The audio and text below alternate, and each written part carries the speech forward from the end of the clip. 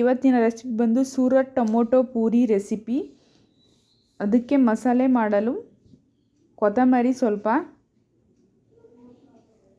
2 ಹಸಿಮೆಣಸಿನ್ಕಾಯಿ ತೊಗೋತಾ ಇದ್ದೀನಿ. ನಿಮ್ಮ ಖಾರಕ್ಕೆ ಎಷ್ಟು ಬೇಕೋ ಅಷ್ಟು, ಸ್ವಲ್ಪ ಶುಂಠಿ, ರುಚಿಗೆ ತಕ್ಕಷ್ಟು ಉಪ್ಪು ಸ್ವಲ್ಪ ಹಾಕ್ತಾಯಿದ್ದೀನಿ,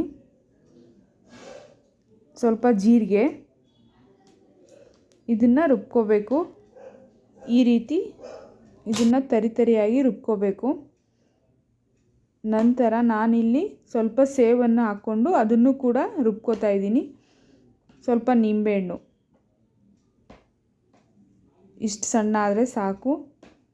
ರೌಂಡ್ ಶೇಪಲ್ಲಿ ಟೊಮೊಟೊನ ಚಿಕ್ಕದಾಗಿ ಈ ರೀತಿ ಕಟ್ ಮಾಡ್ಕೋಬೇಕು. ಎಲ್ಲ ಟೊಮೊಟೊವನ್ನು ನಾನು ಕಟ್ ಮಾಡಿ ಇಟ್ಕೊಂಡಿದ್ದೆ.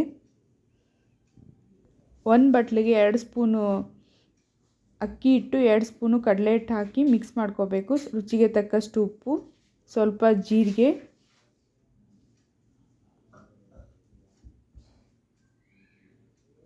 ಸ್ವಲ್ಪ ಅಜ್ವಾಯಿನ್ ಕೂಡ ಹಾಕೋಬೋದು.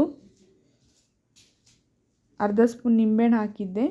ಅದನ್ನು ಈ ರೀತಿ ಪಕೋಡ ಮಾಡ್ಕೋತೀವಲ್ಲ ಆ ರೀತಿ ಮಿಕ್ಸ್ ಮಾಡ್ಕೋಬೇಕು ಗಟ್ಟಿಯಾಗಿ.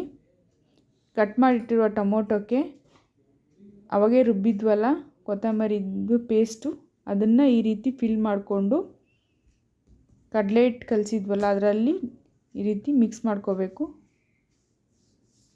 ನೀವು ಯಾವ ರೀತಿ ಪಕೋಡ ಮಾಡ್ಕೋತೀರಲ್ಲ ಅದೇ ರೀತಿ ಇದನ್ನು ಎಣ್ಣೆ ಕಾದ ನಂತರ ಇದು ಹಾಕಿ ಎರಡೂ ಕಡೆ ನಿಧಾನ ಉರಿಯಲ್ಲಿ ಪಕೋಡ ರೀತಿಯಲ್ಲೇ ಬೇಯಿಸ್ಕೊಂಡ್ರೆ ಸಾಕು. ಚಳಿಗೆ ಸಂಜೆ ಟೀ ಜೊತೆಗೆ ಸ್ನ್ಯಾಕ್ಸ್ ಕೂಡ ತುಂಬ ಚೆನ್ನಾಗಿದೆ. ಒಂದು ಸತಿ ಟ್ರೈ ಮಾಡಿ ನೋಡಿ. ಡಿಫ್ರೆಂಟಾಗಿ ಸೂರತ್ ಪೂರಿ ಪಕೋಡ ತುಂಬ ಟೇಸ್ಟಾಗಿದೆ, ತುಂಬ ಕ್ರಿಸ್ಪಿಯಾಗೂ ಬಂದಿದೆ. ಯಾವ ರೀತಿ ಕ್ರಿಸ್ಪಿ ಬಂದಿದೆ ಅಂತ ತೋರಿಸ್ತಾ. ಸಬ್ಸ್ಕ್ರೈಬ್ ಮಾಡಿ, ಲೈಕ್ ಮಾಡಿ, ಕಮೆಂಟ್ ಮಾಡಿ ಹೇಗಿದೆ ಅಂತ. ನೋಡಿ, ಇಲ್ಲಿ ನಾನು ತೋರಿಸ್ತಾ ಇದ್ದೀನಿ ಎಷ್ಟು ಚೆನ್ನಾಗಿ ಕ್ರಿಸ್ಪಿಯಾಗಿ ಬಂದಿದೆ ಅಂತ.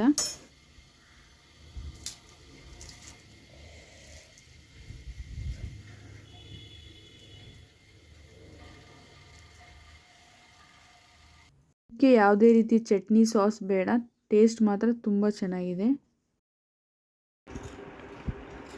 ಅಮ್ಮ, ಸೂರತ್ಗೆ ಟಮಾಟರ್ ಪೂರಿ ಸೂಪರ್ ಆಗೈತೆ.